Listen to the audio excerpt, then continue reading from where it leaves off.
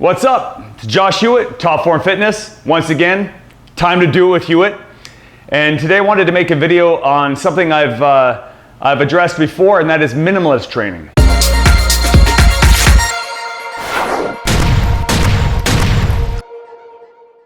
I just got out of a couple of years of competing in physique competitions, and I made it to provincials, qualified for nationals, and I'm taking a little break from that. A lot of high volume of training and a lot of attention to isolation work, and I'm feeling like it's time to get back to basics. I want to cut back on the overall volume of training and just focus on the fundamentals again. I got a lot of other priorities and projects that I have on my plate now, so I'm not going to be spending as much time training, but I still want to get the most bang for my buck. I really found that I was able to increase my intensity of training with these minimalist workouts because I only had 3 exercises to focus on. I could really go all out. The workouts were short, and I could. My recovery was very good. I still made a lot of progress, strength gains. I actually did gain some muscle. Aesthetically, you know, you're not addressing the isolation movements as much, so medial delts and arms maybe lag a little bit, but overall strength went up, muscularity went up, intensity was increased, my recovery was better, had more time between workouts. So basically how I put together the minimalist workouts was to take one big lower body exercise like a squat, deadlift, split squat, or lunge variation, then an upper body pull variation like pull down, chin up, row, and an upper body push movement, either some sort of chest press or overhead press variation. And I'd perform that as a strength circuit, you know, 3 to 5 times through, take it to fatigue on that last round, boom, done. So today I'm going to go through another variation of a minimalist workout that I'm working on, and what I want to do is set up a minimalist workout of the week. I'm going to try and post one of these every week to give you guys an example of what I'm doing over the next several weeks to keep my training intensity up with a minimal investment of time in the gym, because I know a lot of people, the biggest excuse is that they don't have time to work out. That's what I'm going to go through, but before we get into it, I want to take you on a little tour of my gym. You got to check it out. It's a sweet setup. Got my rack here. I'm setting up for some safety squats today. Just recently hooked up a heavy bag to the rack. Don't have a stand down here. Pulley system, a bunch of bars. Just got my log press bar down here as well now. And parallettes, battle rope, dip bars, glute ham machine, another hex bar, T-bar row. I got a couple of adjustable benches, adjustable dumbbells, the Chuck Norris Total Gym, infrared sauna, oh yeah. And my cardio arena right here, which is just a spin bike.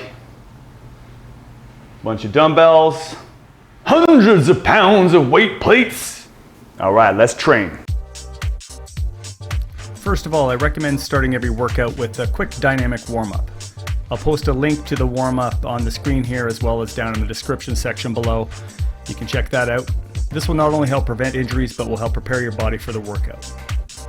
Now moving on to the warm-up set. So I'm doing one warm-up set for each of the main exercises. First one is a safety squat, moving on to one-arm dumbbell row, and finishing with an incline chest press, dumbbell chest press. So I choose a weight that's about 50 to 60% of my working weights, and I'm performing higher repetitions, 12 to 15 rep range, trying to get a good pump, but not taking to complete fatigue. My rep speed will be a little bit quicker on the warm-up sets than it is on the working sets, but I'm still maintaining smooth control and full range of motion. When I get to the working weight with a little bit heavier load, I'll be paying a little more attention to the eccentric, controlling the negative, not letting gravity do all the work.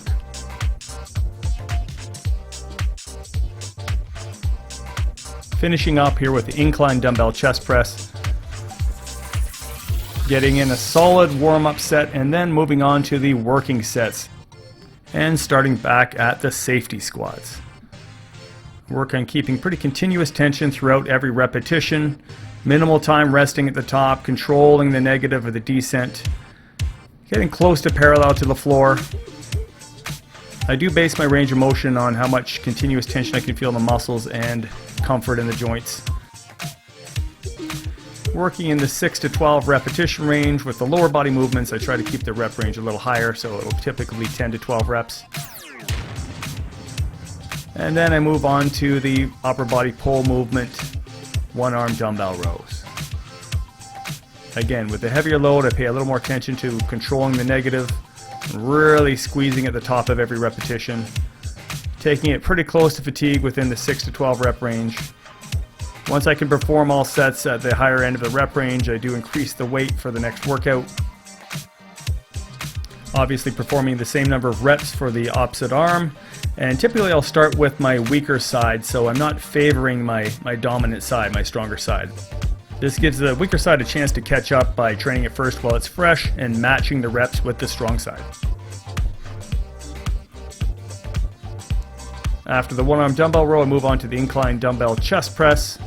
Again, working within a full range of motion, controlling the negative, pausing at the bottom, trying not to bounce or swing the weight, keeping continuous tension on the target muscle group. Exhaling on exertion. After this, I would perform another 2 to 3 rounds of this strength circuit with the working weights here. And on the last set, at the last round, I would take it to complete exhaustion. And after reaching failure on the last set of each exercise, on that last circuit, I would reduce the weight immediately to about 50 or 60% of the working weight, about the same weight as I used for the warm-up, and again perform as many repetitions as possible.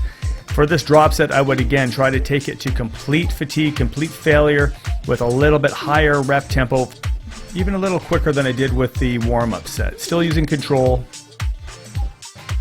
maintaining good continuous tension with the higher repetition range, going for that sarcoplasmic hypertrophy, that metabolic distress, and trying to create some deeper inroads into fatigue. I hope you enjoyed the video. If you liked it, give it a like.